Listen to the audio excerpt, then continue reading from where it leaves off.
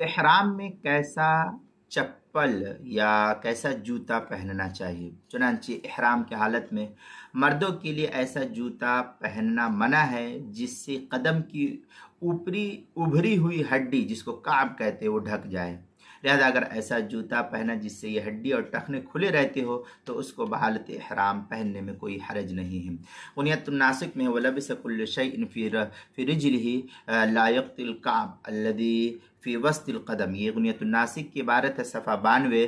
और अल-बहरुर राइक़ जो ज़करिया बुगडीपुर देवबंद का हिंदी नुस्खा है उसकी दूसरी जिल्द सफ़ा 567, फतवा शामी जो ज़करिया बुगडीपुर देवबंद का हिंदी नुस्खा उसकी तीसरी जिल्द सफ़ा 500 पर इसको नकल किया है।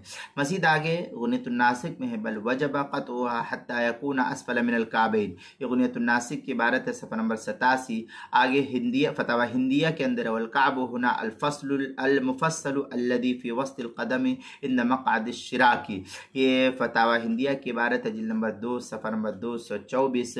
अल-लुबाब जिल्द नंबर 1 सफ़ा नंबर 167 पर इसको नकल किया है। अब बाज़ लोग इहराम में हवाई चप्पल पहनते हैं, स्लीपर जिसको कहते हैं, हवाई चप्पल पहनना ही ज़रूरी समझते हैं, तो उनका ये ख्याल सही नहीं है, बल्कि हर वो चप्पल या जूता इहराम में पहनना जायज़ है जिससे टखने और कदम की ऊपरी हड्डी ना ढकती हो, ऐसे जूते चप्पल को पहनना जायज़ है। ये तफसील किताबुल मसाइल की तीसरी जिल्द सफ़ा 138 पर नकल किया है। उन्वान है इहराम में कैसा चप्पल या जूता पहना जाए। ये तफसील जो है वहाँ नकल की है, वहाँ देख सकते हैं।